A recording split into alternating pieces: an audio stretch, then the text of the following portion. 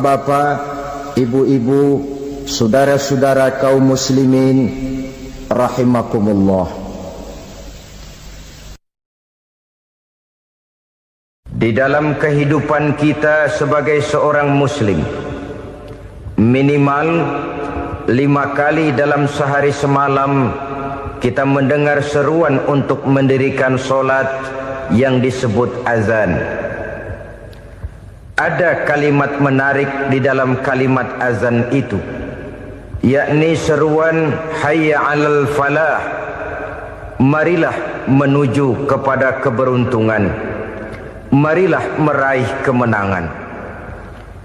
Seruan ini adalah kecenderungan dari setiap manusia, apapun warna kulitnya. Artinya, setiap orang dalam hidup selalu ingin meraih dan mencari kemenangan. Kemenangan akan melahirkan kepuasan batin, dan kepuasan batin memberikan kebahagiaan. Sedangkan kekalahan melahirkan penderitaan batin, dan penderitaan batin menjerumuskan seseorang di dalam berbagai bentuk kerugian. Jikalau inilah seruan azan, maka masalahnya ialah apa yang menyebabkan kita meraih kemenangan.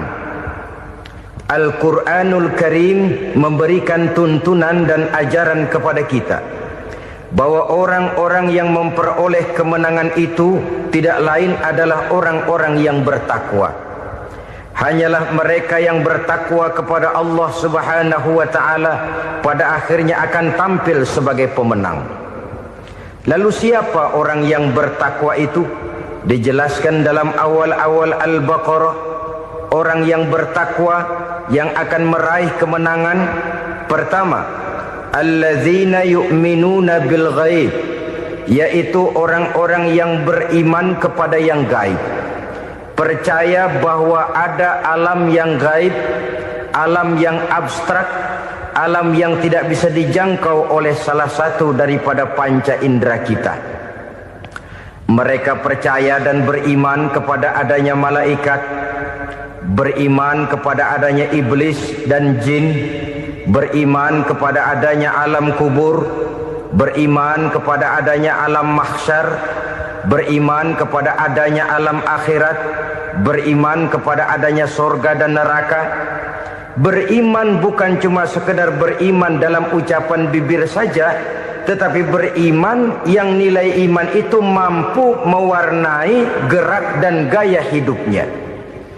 Iman yang meresap sampai ke tulang sumsum, kemudian memberikan dampak positif di dalam kehidupan manusia.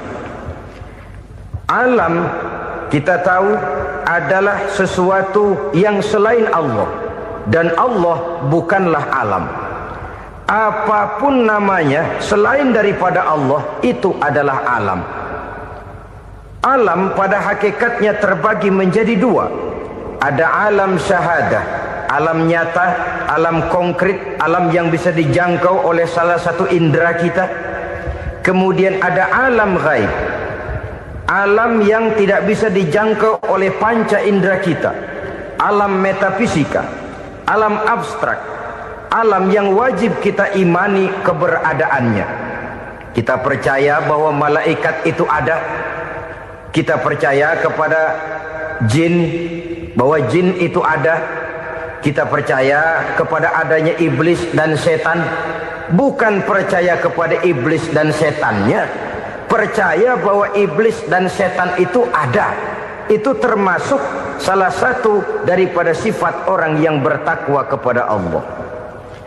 Saudara-saudara kaum muslimin rahimakumullah, kecenderungan pembangunan yang lebih bersifat materialistis biasanya menggeser aspek kehidupan rohani. Orang berpikir empiri, dan dalam pola pikir yang demikian, maka alam gaib tidak lagi mendapat perhatian. Aspek kehidupan yang bersifat rohaniah malah mulai ditinggalkan. Akibatnya terjadilah kepincangan di dalam kehidupan kita.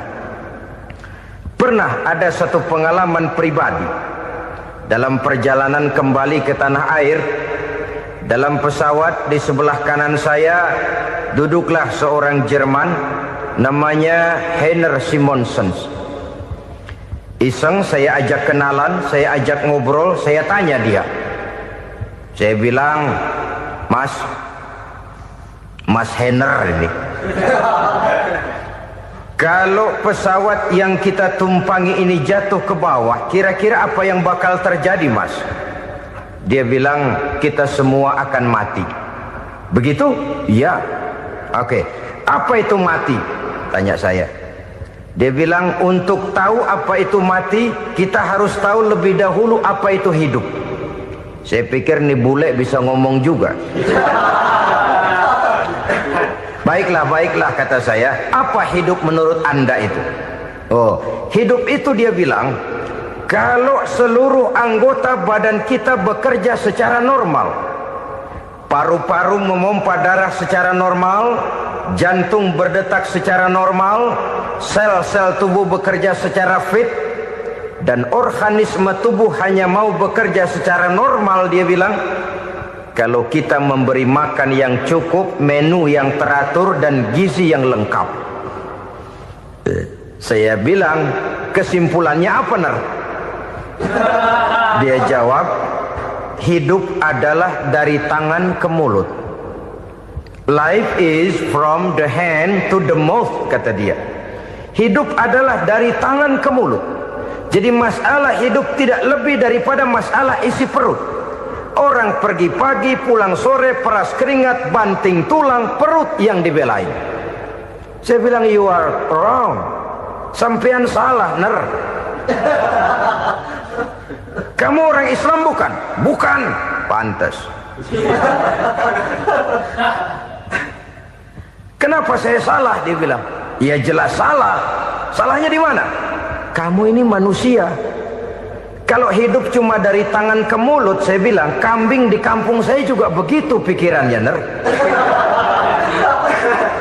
Itu kambing di kampung saya, asal perutnya kenyang, sudah hidup dia.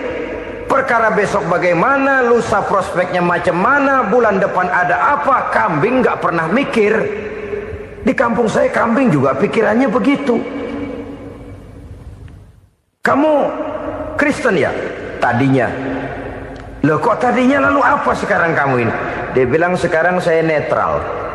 Saya tidak beragama, tapi saya percaya kepada Tuhan sebagai pencipta alam. Saya ingat benar dia bilang, I haven't any religious, but I believe to God as the creator of the world. Kenapa bisa netral begitu, Ner?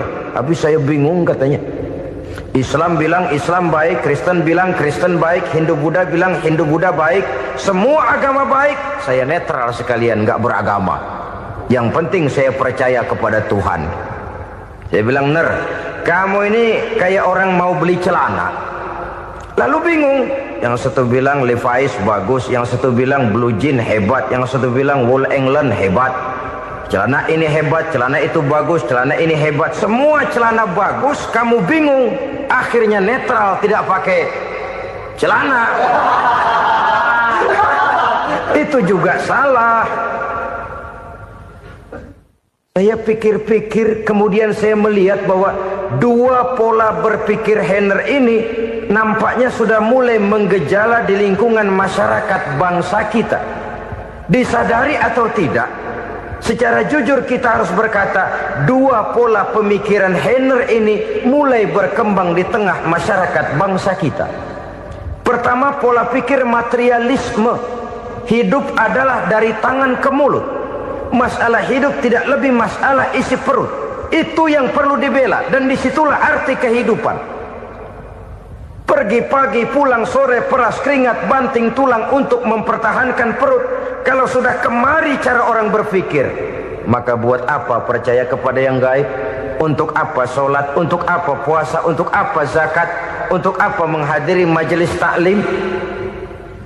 Tanpa kepercayaan kepada yang gaib, hidup berjalan menurut alur empiris dan materialis.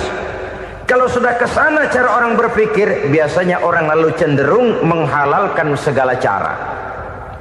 Hanyalah orang yang percaya bahwa akhirat ada. Hanyalah orang yang percaya bahwa alam kubur itu ada. hanyalah orang yang percaya bahwa malaikat itu ada, hidupnya akan lebih terarah dan terkendali. Karena kepercayaan kepada yang gaib, yang merupakan fase daripada kehidupan setelah hidup yang sekarang ini, mewarnai gerak pribadi seseorang di dalam dia melakukan kegiatan hidupnya. Pola berpikir materialisme, disadari atau tidak, mulai menggejala di lingkungan masyarakat bangsa kita. Hidup tidak lebih dari urusan tangan ke mulut, mulut ke tangan, tangan ke mulut. Asal perut sudah kenyang, hiduplah sudah. Perkara bagaimana prospek hari yang akan datang, bagaimana akhirat, tidak jadi persoalan. Ini yang oleh Nabi diperingatkan, ad-dunya sijnul mu'min wa jannatul kafir. Dunia adalah penjara bagi orang beriman dan surga bagi orang kafir. Dulu di zaman Belanda hadis ini pernah disalah tafsirkan, disalah artikan, digunakan sebagai senjata untuk mengkebiri dan membuat impoten umat Islam. Sudahlah umat Islam gak usah macam-macam, kata Belanda. Dunia ini kan penjara buat orang Islam, surga buat orang kafir. Di penjara jangan bertingkah.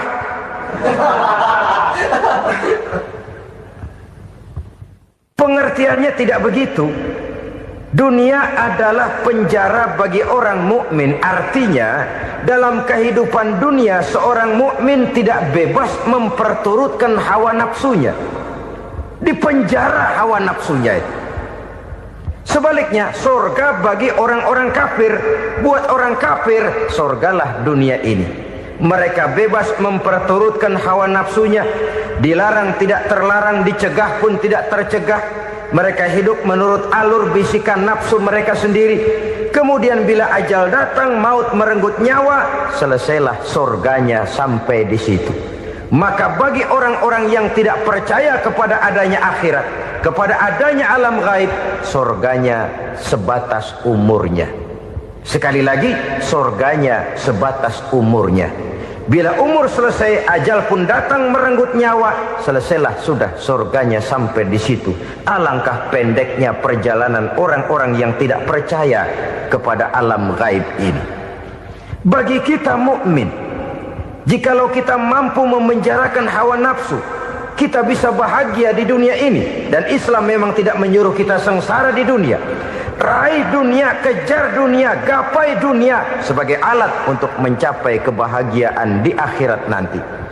Hidup adalah satu perjalanan panjang yang terbentang sejak kita terlahir dari alam rahim sampai kepada alam akhirat nanti. Andai kata kita gagal meraih kebahagiaan di dunia, toh kita masih punya akhirat. Tapi jangan jadi dalil yang melemahkan semangat. Biarin dah kita di dunia kebelangsak, yang penting akhirat. Akhirnya dunia benar-benar kebelangsak. Bagaimana dunia ini bisa kita raih, dan bagaimana meraih dunia untuk menunjang kepentingan akhirat nanti. Yang kedua, dari pikiran Heiner yang saya lihat menggejala di lingkungan masyarakat bangsa kita, timbulnya manusia-manusia netral. Seolah-olah Tuhan yes, agama no. Sama Tuhan percaya, agama ogah. Tuhan ngangguk, giliran agama godeng. Padahal hampir dalam setiap ayat dalam Quran, kata-kata amanu biasanya bergandeng dengan wa amilus sholihat. Iman dan amal soleh. Ini sebagai isyarat Tuhan dan agama jangan pernah dipisah-pisah. Apabila kita bertuhan, maka kita harus beragama. Apabila kita beragama, maka agama itu harus bersumberkan dari Tuhan yang kita imani itu. Tidak mungkin kita pisah, Tuhan yes, agama no. Sama Tuhan percaya tapi agama bikin sendiri. Sembayangnya cukup bengong 2 jam madep ngulon.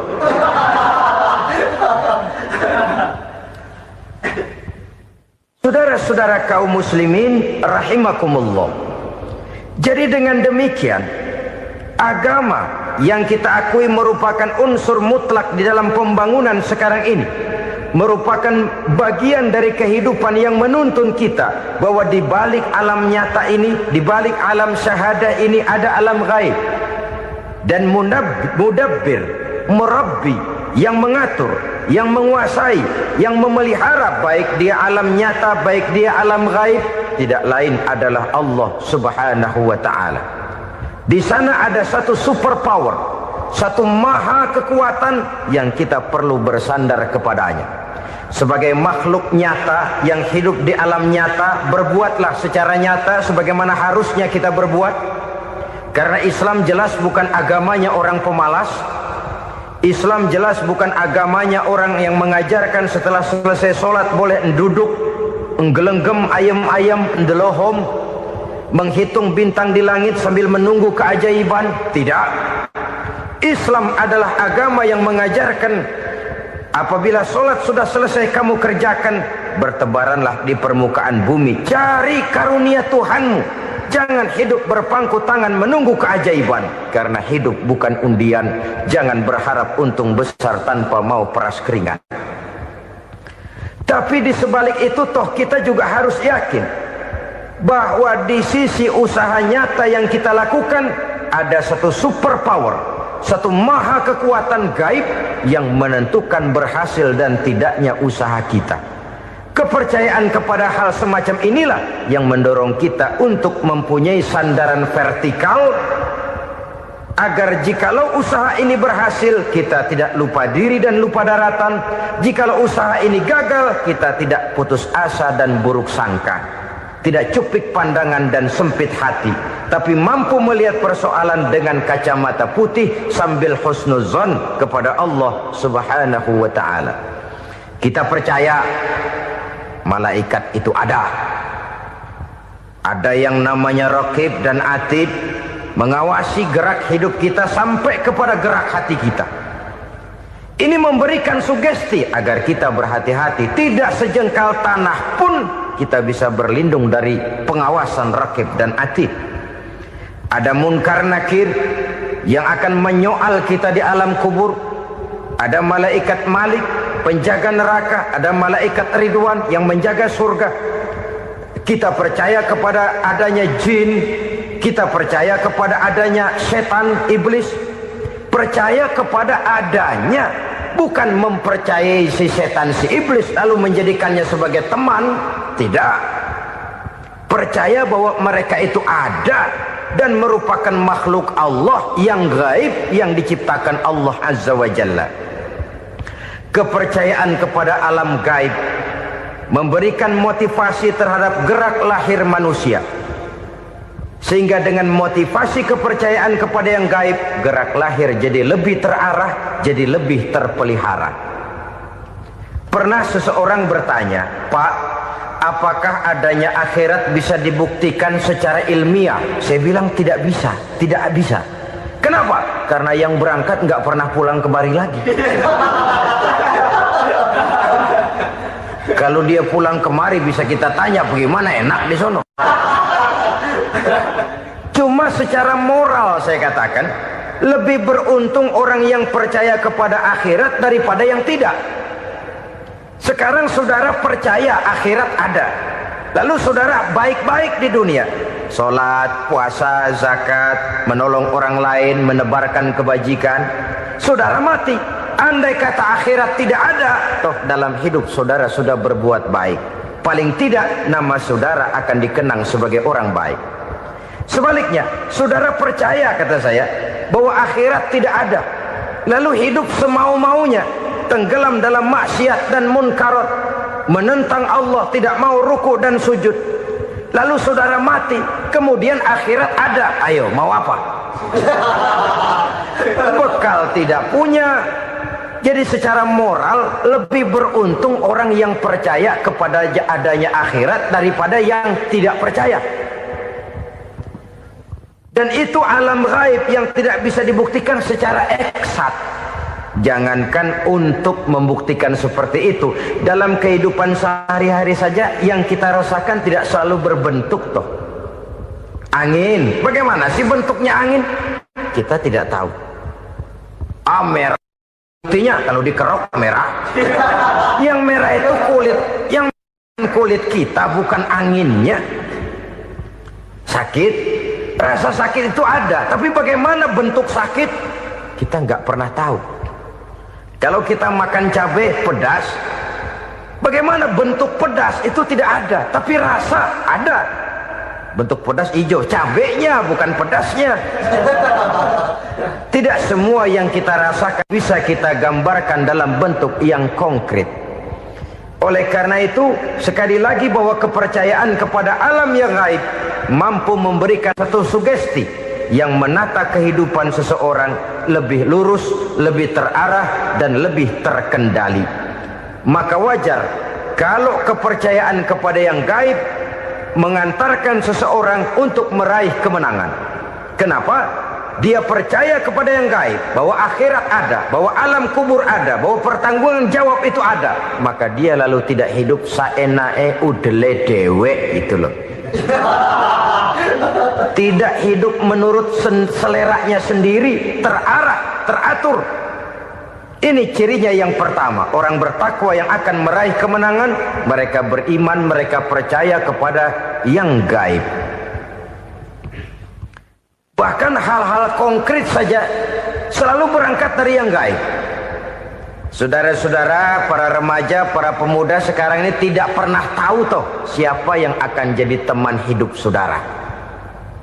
Kita bisa saja ngerancang, mentargetkan, tapi toh akhirnya yang namanya jodoh bukan kekuasaan kita. Rezeki di luar kemampuan kita. Begitu juga ajal, maut, jodoh, ajal adalah contoh-contoh konkret bahwa pada akhirnya yang gaiblah yang menentukan. Bertahun-tahun ngelancong, emang jodoh seret, nggak jadi.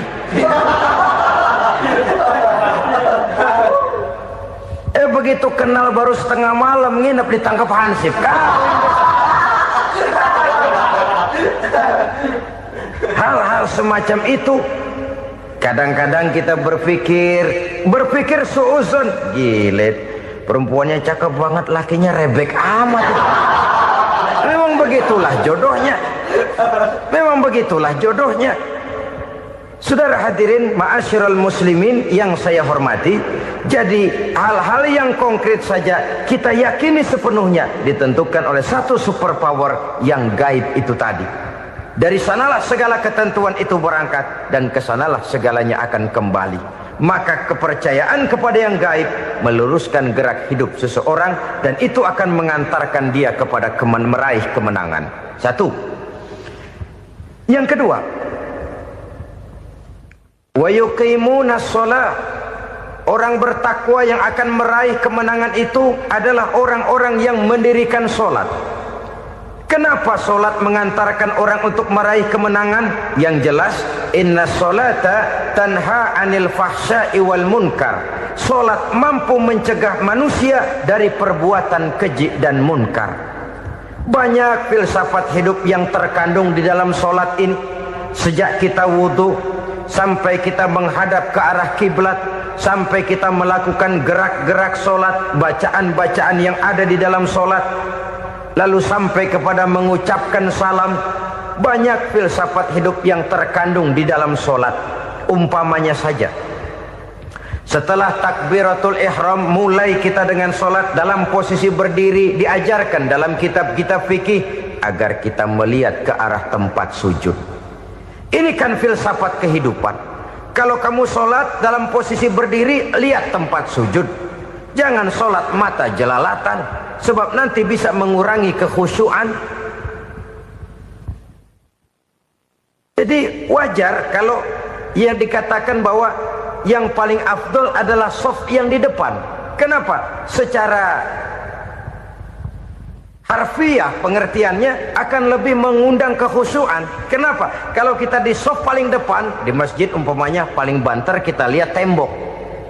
Tapi kalau kita shaf di tengah atau di belakang, orang-orang di depan kita pun akan kelihatan. Yang bajunya loreng, yang bajunya genggang, yang bajunya macam-macam.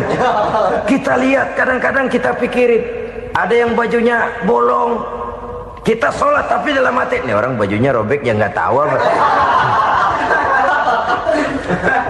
Ada saja hal-hal yang mengusik kekhusyuan kita. Oleh sebab itu diajarkan dalam posisi berdiri, lihat, arahkan pandangan matamu kepada tempat sujud. Ini kan filsafat kehidupan. Maksudnya apa? Kalau lagi diri lihat dong tempat sujud. Kalau udah di atas ingat dong sama yang bawah. Kalau sudah tinggi ingat dong dari mana kamu berangkat. Kalau sudah berkuasa bantu dong yang lemah. Kalau sudah kaya santuni dong yang miskin. Kalau sudah alim bimbing dong yang awam. Ini filsafat kehidupan. Dalam posisi berdiri kau lihat tempat sujud. Ini akan melahirkan kepekaan sosial di mana seseorang mau tahu kepada orang lainnya. Bagaimanapun kaya kita, tinggi pangkat dan jabatan kita, jikalau hidup hanya untuk kepentingan perut sendiri saja, rasanya belum membawa manfaat di dalam kehidupan kita. Tapi efek yang tertinggi sesungguhnya, solat mencegah manusia dari perbuatan keji dan munkar. Perbuatan keji dan munkar walaupun kelihatannya mendatangkan uang, membawa keuntungan, tapi itu keuntungan semu, keuntungan sementara. Dengan menipu orang lain kita bisa dapat untung, tapi tidak membawa berkah. Dan itu adalah kerugian besar dalam kehidupan kita. Maka untuk meraih kemenangan harus dimulai dengan membentuk kepribadian yang tegar, memiliki sandaran vertikal yang langsung kepada Allah Subhanahu wa ta'ala. Dan itu hanya bisa kita tempuh melalui jalur ibadah formal yang sudah ditentukan Allah, yakni solat yang 5 waktu. Untuk memperkuat itu ada solat-solat sunnah, rawatib, nawafil sebagai terminal-terminal kontrol cadangan untuk memelihara stabilitas temperatur batin di dalam kita berhubungan dengan zat yang maha gaib, yaitu Allah Subhanahu wa ta'ala. Orang sering bertanya, Pak, itu tetangga saya nggak sholat, duitnya nggak habis-habis, Pak. Nggak sholat tapi mobilnya tambah terus. Nggak sholat tapi usahanya makin maju.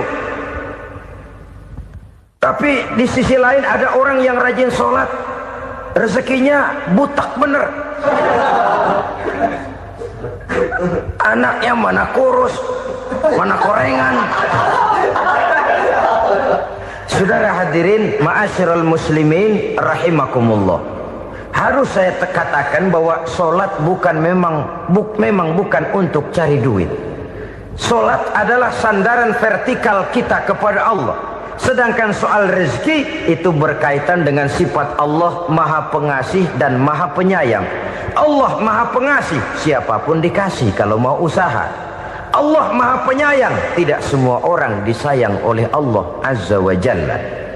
Dan belum tentu banyak harta itu merupakan nikmat. Mungkin juga istidraj. Artinya istidraj itu dikasih tapi diambulin, kalau bahasa Betawinya itu. Dikasih tapi diambulin, itu bukan merupakan nikmat sesungguhnya, lebih merupakan azab dari Allah Subhanahu wa ta'ala.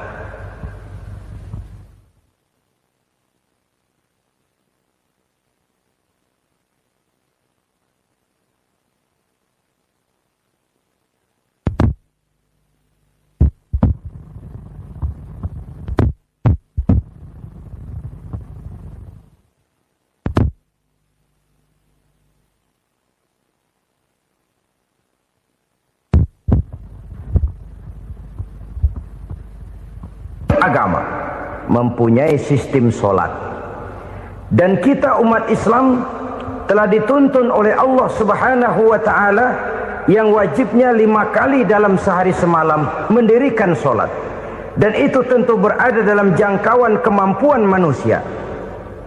Pada awalnya barangkali kita memang merasa solat itu satu kewajiban, tapi semakin kita hayati makna, manfaat dan filsafat yang terkandung di dalam ajaran solat, semakin sampai kita kepada keyakinan bahwa solat adalah keperluan kita. Sehingga pada waktu tertentu dinilai puncaknya, kita tidak lagi akan berkata saya wajib solat, tapi kita akan berkata saya perlu solat. Kalau kita sudah merasakan itu adalah keperluan kita, nah di sanalah kita baru akan merasakan ruginya kalau hal itu tidak kita laksanakan. Sepanjang kita masih berkata saya wajib sholat, kita akan lebih merasakan dia sebagai beban ketimbang sebagai keperluan. Yang jelas Allah tidak memerlukan ibadah yang kita laksanakan ini. Dengan kata lain, andai kata satu dunia penuh ini orang tidak ada yang sholat satu pun, Allah tidak akan turun dari jabatan Tuhan. Jangan lalu berpikir kalau kita ngambek se-RW kagak sembahyang Tuhan tekor kali ini ya. Tentu tidak. Itu perlunya kita, bukan perlunya Allah. Dan pada induknya kita akan berkata, saya perlu agama. Kalau secara induk kita sudah memerlukan agama, maka konsep-konsep yang ada di dalam ajaran agama itu pun adalah juga merupakan keperluan kita. Baik dia bernama sholat, baik dia bernama puasa, baik dia bernama zakat, baik dia bernama haji, seluruhnya adalah keperluan kita. Dan sesuatu yang kita perlukan apabila tidak kita laksanakan akan melahirkan kerugian di dalam kehidupan. Jangan heran kalau kita membaca riwayat perjalanan hidup para salafus soleh, orang-orang soleh. Ada yang tahajud sampai 100 rakaat, ada yang sholat malam kakinya sampai bengkak. Kita sekalinya bengkak biri-biri. Ada yang sholat membaca surah dalam Al-Quran sampai khotam Quran. Kok mau? Mereka sudah merasakan itu keperluan. Itu saja soalnya. Satu saat pun jikalau kita merasa bahwa itu keperluan saya, kita pun akan melaksanakan seperti itu. Keperluan saya dalam kehidupan. Inilah yang kedua. Yang ketiga, orang bertakwa yang akan meraih kemenangan itu, wa mimma razaqnahum yunfikun. Mereka membelanjakan sebagian daripada rezeki yang diberikan Allah kepada mereka. Mereka infakkan di jalan Allah. Ada satu dialog menarik. Satu hari seorang anak muda bertemu dengan seorang kakek-kakek yang sudah dikenalnya baik. Bertanyalah anak muda ini, "Kek, umur kakek berapa tahun?" 15 tahun, kata si kakek. "Anak kakek berapa orang?" 1. "Harta kakek berapa banyak?" 15 juta. Si anak muda ini bengong. Lalu protes, "Kok kakek bohongin saya?" "Kenapa?" "Saya tahu umur kakek 70 tahun. Kenapa ngaku 15? Saya tahu anak kakek 5. Kenapa bilang 1? Saya tahu kakek miliuner, miliaran uang kakek. Kenapa ngaku cuma 15 juta? Begini, kata si kakek tadi. Benar, umur saya 70 tahun. Tapi dari umur yang 70 tahun itu baru 15 tahun terakhir ini saya merasakan ibadah kepada Allah. Meninggalkan maksiat, jauh dari segala macam munkarat. Maka yang 15 tahun inilah yang benar-benar saya rasakan sebagai umur saya. Benar anak saya 5, tapi yang 4 susah diatur. Cuman 1 rasanya nih yang bakal jadi si buah hati belahan jantung pelanjut cerita penerus sejarah. Cuma 1 ini yang saya harapkan, yang akan jadi anak soleh, yang akan membuat saya menerima pensiunan pahala. Kalau yang 4 apek dah, nggak ada harapan. Yang 1 nyekek botol melulu. Oh begitu, iya. Lalu kenapa kakek bilang harta kakek cuma 15 juta padahal saya tahu kakek uangnya miliaran, depositonya banyak? Ya karena 15 juta itulah yang saya ingat yang pernah saya belanjakan di jalan Allah. Saya merasa itulah harta saya yang sebenarnya. Yang miliaran yang saya simpan di bank kelak kalau satu saat saya mati akan jadi rebutan di antara anak-anak saya. Iya kalau anak saya soleh kayak yang 1 ini. Kalau yang 4 tadi udah tulen dia bakal berantem dah berebut tuh. Jadi 15 juta yang saya belanjakan di jalan Allah inilah yang saya merasakan benar-benar harta saya yang sesungguhnya. Dialog ini patut menjadi bahan renungan kita bersama.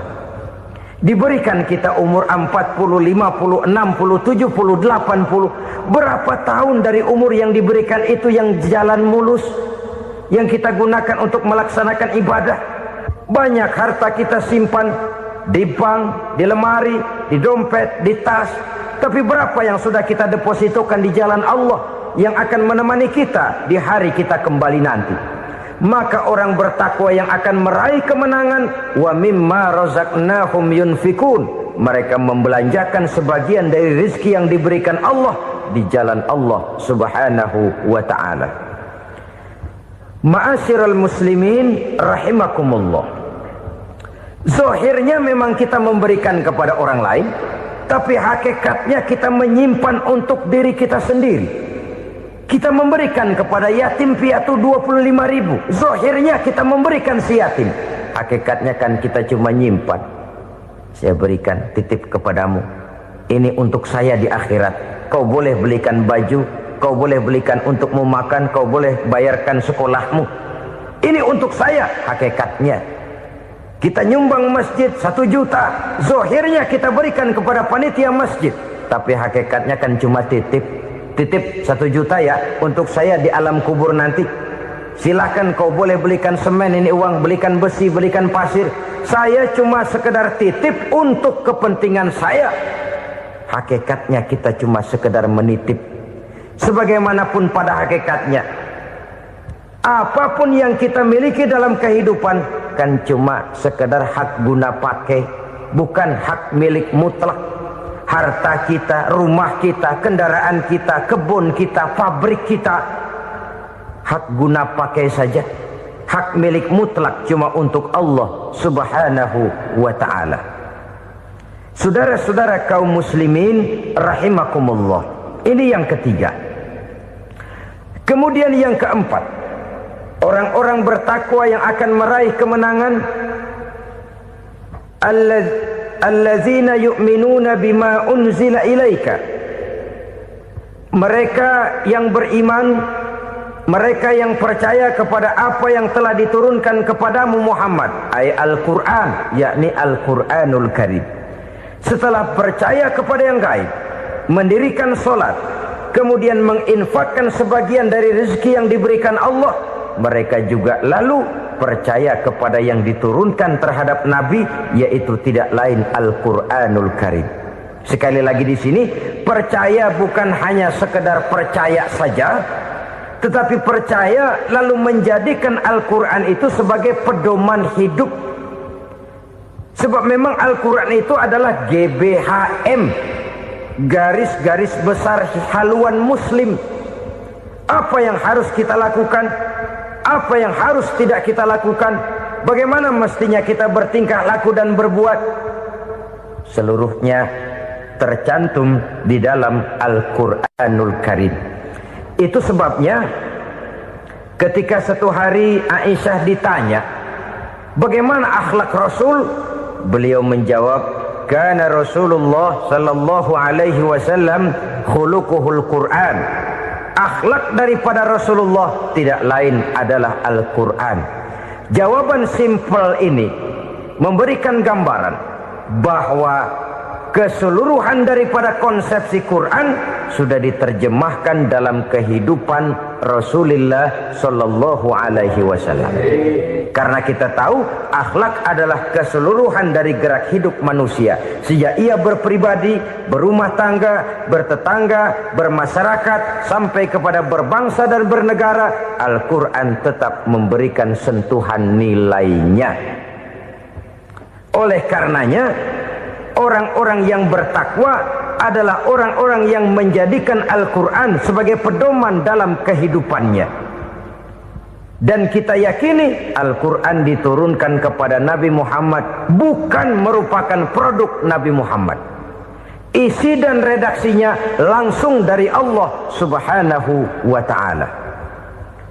Kemudian cirinya yang kelima, orang bertakwa yang akan meraih kemenangan itu, wa ma unzila min qablika.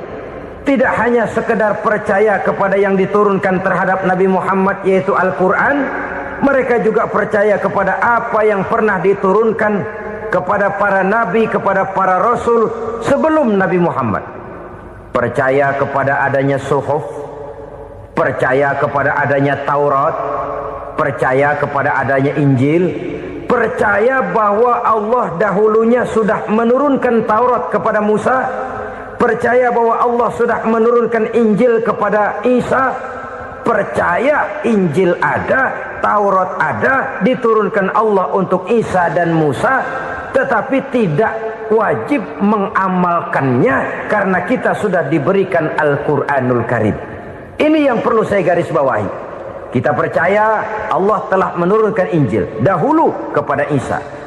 Kita percaya bahwa Allah telah menurunkan Taurat dahulunya kepada Nabi Musa. Kadang-kadang ini dijadikan dalih, dikacaukan pengertiannya. Quran saja mengajarkan bahwa orang yang bertakwa harus percaya kepada Injil, maka pakailah Injil. Apalagi kalau ayat sebelumnya ditilap, dihapus, dihilangkan, Injilnya yang ditekankan, maka akan terjadilah penekanan yang salah arah. Karena salah arah akhirnya bisa merusak dan menghancurkan akidah. Ketika Rasul satu saat pernah ditanya orang, "Ya Rasul, bagaimana sikap kita sebagai muslim terhadap Injil yang ada sekarang?" Beliau menjawab, "La tukadzibuhu jami'an wa la tusaddiquhu jami'an." Jangan didustakan seluruhnya, jangan juga dibenarkan semuanya. Artinya, ini sudah merupakan gambaran dari Rasul bahwa dalam Injil yang ada sekarang masih ada ajaran-ajaran tauhid yang dibawa oleh Nabi Isa dan diajarkan kepada umatnya. Tapi juga dalam Injil yang sekarang ini sudah terkena intervensi dan investasi manusiawi. Karena itu Rasul menyimpulkan, la tukadzibuhu jami'an wa la tusaddiquhu jami'an. Jangan didustakan semua, jangan dibenarkan seluruhnya. Kita memang percaya Allah telah menurunkan Injil kepada Nabi Isa dulu, tapi kita tidak wajib mengamalkan Injil. Kita percaya Allah telah menurunkan Taurat kepada Nabi Musa, tapi kita tidak wajib mengamalkan kitab ajaran Taurat. Yang wajib kita percayai dan kita amalkan hanyalah Al-Quranul Karim.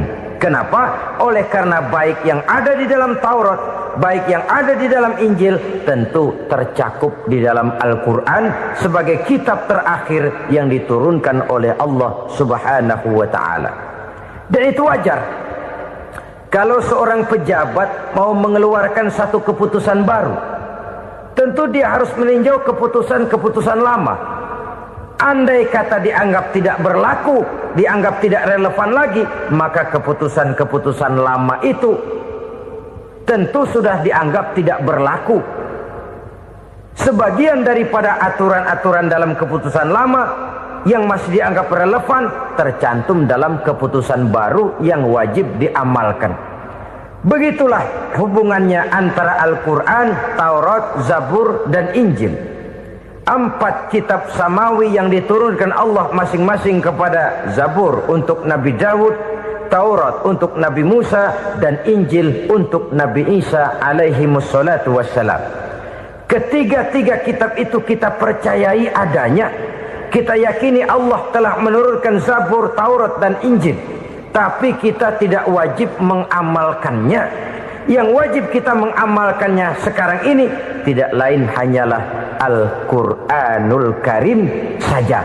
Karena ia mencakup apa yang ada di dalam Zabur, apa yang ada di dalam Taurat, dan apa yang ada di dalam Injil. Keotentikannya bisa dipertanggungjawabkan. Ya, tapi kan Nabi Muhammad sudah mati 14 abad yang lalu, dan di zaman beliau Al-Quran kan belum dikodifikasikan, belum ditulis. Bagaimana keotentikannya bisa dipertanggungjawabkan? Mudah saja.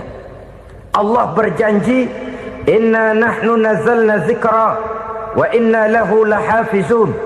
Kami yang menurunkan Al-Quran dan kami yang akan menjaga dan memeliharanya. Allah turunkan Quran, Allah menjaganya. Bagaimana cara Allah menjaga Al-Quran itu? Banyaknya orang-orang yang hafaz Al-Quran. Hafaz Al-Quran 30 juz, 114 surah, 6.666 ayat. Sehingga jangankan satu kata Jangankan satu ayat, satu kalimat saja berubah sudah akan timbul reaksi dan mudah dimengerti. Kenapa? Banyak orang-orang yang hafaz Al-Quran. Sedangkan pada setiap akhir tahun biasanya malaikat Jibril selalu mengadakan checking terhadap ayat-ayat yang diturunkan pada waktu itu. Di zaman Nabi sendiri sudah ada usaha kodifikasi. Dan yang lebih luar biasa lagi, sampai hari ini tidak seorang pun mampu membuat satu ayat saja semacam Al-Quran. Ke bahasa manapun dia diterjemahkan, naskah aslinya tetap ikut, rujukan dasarnya tetap ada. Berdasarkan itu, maka tidak mungkin terjadi penyelewengan terhadap atau pemalsuan terhadap ayat-ayat Al-Quranul Karim. Kesuciannya, keotentikannya, kemurniannya bisa dipertanggungjawabkan. Ma'asyiral muslimin rahimakumullah. Oleh karenanya, konsepsi dasar daripada ajaran Islam ini memang tidak lain adalah Al-Quran dan Sunnah. Isi daripada agama Islam yang merupakan iman, Islam dan ihsan, konsepsi dasarnya tidak lain adalah Al-Quran dan Sunnah Rasulullah Sallallahu Alaihi Wasallam. Maka yang kita perlukan sekarang ini adalah terjemahan Al-Quran di dalam kehidupan kita. Dengan demikian, maka gaya kehidupan yang lebih Qurani itulah yang kita dambakan. Kita perlu memang terjemahan Quran dalam bahasa Inggris, dalam bahasa Belanda, dalam bahasa Jepang, tapi yang lebih kita perlukan adalah terjemahan Quran di dalam kehidupan kita. Konsekuen, tidak memanipulasi, ringan sama kita jinjing, berat sama kita pikul. Jangan kalau lempengan ayat Quran tuh kira-kira enak diamalin, keras teriakan kita. Giliran kira-kira ayat Quran itu mukul kepala kita sendiri, diam kita. Itu ciri yang pernah disindir Allah dalam awal-awal Baqarah juga. Ciri beragamanya orang yang munafik. Kullama adha'a lahum masyawfih, kata Allah. Wa iza azlama alaihim qamu. Apabila terang mereka jalan, apabila gelap mereka berhenti. Artinya, kalau kira-kira di Islam nguntungin, rame-rame pada teriak Islam. Tapi ketika diminta untuk berjuang, ketika dituntut untuk berkorban, rame-rame mengundurkan diri. Nasib agama tidak ubahnya seperti daun pisang yang dikait orang di tepi jalan lantaran tak berpayung di ketika hari hujan. Manakala hujan usailah sudah, daun itu pun dicampakkan di tepi jalan, diinjak pula orang nan lalu. Artinya, orang menjadikan agama cuma sebagai lipstick, decoration only, tidak konsekuen. Hanya pada saat-saat kelihatannya Islam membawa keuntungan, rame-rame orang teriak-teriak tentang Islam. Tapi jikalau diminta berjuang, jikalau dituntut untuk berkorban, biasanya rame-rame juga mengundurkan diri. Jangan heran kalau mayoritas hitungan kita, tapi minoritas peranan kita. Kuantitas kita dalam jumlah, tapi dalam kualitas kita lebih sering jadi penonton daripada jadi pemain. Padahal itu sangat tidak boleh terjadi. Umat Islam di Indonesia harus bangkit. Umat Islam di Indonesia harus sadar akan keberadaannya. Tidak boleh hanya jadi penonton berpangku tangan. Karena memang agama kita juga mengajarkan untuk konsekuen di dalam menjabarkan ajaran-ajaran daripada agama kita. Kita sering jatuh menjadi umat yang lemah oleh karena kita ini tidak pandai menggalang kebersamaan yang diakibatkan tidak konsekuennya kita. Diistilahkan bahwa umat Islam di dalam menggalang kebersamaannya itu harus seperti orang main sepak bola. Saudara-saudara kan tahu orang main sepak bola itu. Orang main sepak bola, kalau pertandingan belum dimulai sih silakan saja kumpul di luar lapangan, atur strategi yang baik. Tapi kalau pertandingan sudah dimulai, turun ke lapangan hijau, jangan kumpul terus. Ada sepak bola gotong royong, mundur-mundur rame-rame, depan ke depan kumpul melulu mainnya. Kalah. Orang main sepak bola itu ya harus ada penyerang tengah, harus ada penjaga gawang, harus ada strikernya, harus ada kiri luarnya, kanan dalamnya yang jadi backnya. Posisi boleh bermacam-macam, tapi yang penting saling ngoper untuk menggolkan gawang lawan. Begitulah umat Islam ini. Boleh ada yang jadi pejabat, boleh ada yang jadi pengusaha, boleh ada yang jadi petani, silakan ada yang jadi seniman, ada yang jadi penyair, ada yang jadi artis sekalipun. Tapi kalau sudah berhasil menguasai bola, jangan lupa operannya. Operan itu yang langka. Kita ini muslim kadang-kadang kalau sudah memegang menguasai bola, kalau belum mau mampus, belum mau ngoper. Nanti kalau sudah nggak punya bola, baru mau ngoper. Kalau sudah dengar-dengar mau dekat pensiun, baru mau jihad, baru mau berjuang, baru mau ngurus pesantren. Tanda tangan sudah tidak laku, memo sudah tidak dihargai, baru mau berjuang. Kemarin kemana mas? Kita tidak pandai memanfaatkan posisi. Dengan kata lain, kalau kembali kepada persoalan kita, konsekuensi kita terhadap agama yang kita anut ini belum ideal. Kita masih lebih sering berislam ini pada saat-saat yang menurut perhitungan kita membawa keuntungan. Tapi kalau diminta berjuang, dituntut berkorban, yang itu pun hakikatnya adalah untuk kepentingan kita juga. Allah tidak pernah menuntut kita untuk jihad bagi kepentingan Allah, itu tidak. Berjuang menegakkan agama Allah, apakah untuk kepentingan Allah? Tidak. Untuk kepentingan kita. Sebab nilai-nilai jihad itu pada akhirnya akan membawa kita kepada suatu kebahagiaan. Setidaknya kalau tidak di dunia, tentu di akhirat sebagai syahid. Oleh karena itu, pada bagian akhir ini saya ingin mengajak, marilah kita konsekuen. Sekali kita berkitabkan Al-Quranul Karim, mari dia kita jadikan pedoman. Jangan cuma kita jadikan sebagai penghias dinding, pelengkap rumah, bahwa di rumah kita ada Al-Quran, tapi yang baca kecoa. Habis pada bolong tuh Quran. Yang penting kan punya Quran. Ditaruh di pintu rumah. Biar apa? Biar kuntilanak kagak masuk katanya. Ya apa itu nasib Quran, cuma kerjanya jaga pintu, ngusir kuntilanak, ngusir memedi. Bagaimana kita hidup menurut tuntunan Al-Quran? Kadang-kadang tidak pernah menjadi masalah bagi kita. Maka bagaimanakah Al-Quran akan mungkin membawa keberkahan dalam hidup kalau ajarannya kita injak-injak dalam keseharian kita? Mewujudkan gaya hidup yang lebih Qurani, itulah yang akan kita rintis di dalam kehidupan kita. Bertahap, step by step, menurut kemampuan yang ada pada kita. Jika jalan ini tidak bisa kita selesaikan, percayalah akan ada generasi penerus yang akan melanjutkan usaha dan cita-cita mulia itu. Jadi percaya kepada Taurat, percaya kepada Injil, sekedar percaya Allah dahulunya sudah menurunkan itu. Tapi kita tidak wajib mengamalkannya. Kenapa? Generasi Injil masa berlakunya sudah kedaluarsa. Taurat masa berlakunya sudah kedaluarsa. Injil pernah berlaku untuk orang Nasrani di zaman Nabi Isa. Taurat pernah berlaku untuk orang Yahudi di zaman Nabi Musa. Setelah generasinya berlalu, datang Rasul penutup yang membawa Al-Quranul Karim. Maka Al-Quran itulah yang berlaku menjadi pedoman sampai hari akhir nanti. Jangan jauh dari Al-Quran, karena apabila ini kita lakukan, maka kita akan kembali kepada satu gaya hidup yang jauh dari tuntunan agama, dan itu artinya kita akan semakin jauh untuk meraih kemenangan.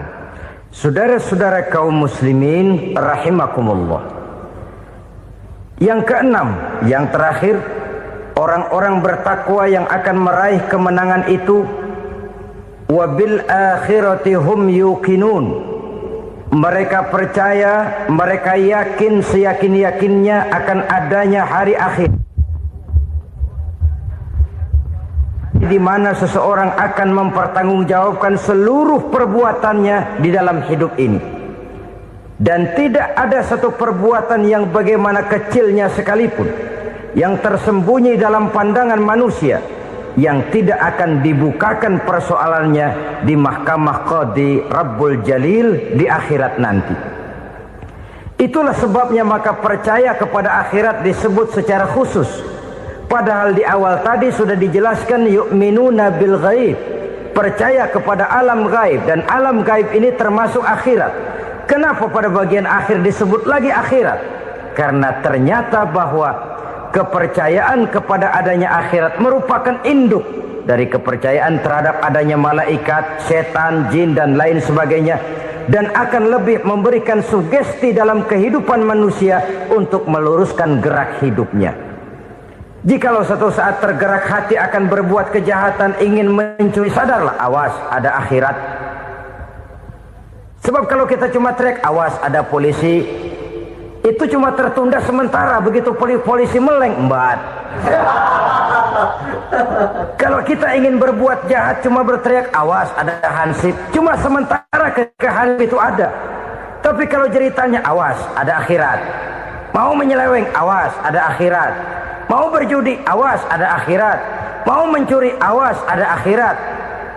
Keyakinan yang akan meluruskan gerak hidup manusia sehingga gerak itu jadi lebih terarah dan terkontrol, tidak merugikan baik diri sendiri, lebih-lebih orang lain. Ternyata bahwa kepercayaan kepadanya adanya hari akhirat sanggup menjadi sumber daya kontrol dari kehidupan manusia, sehingga ia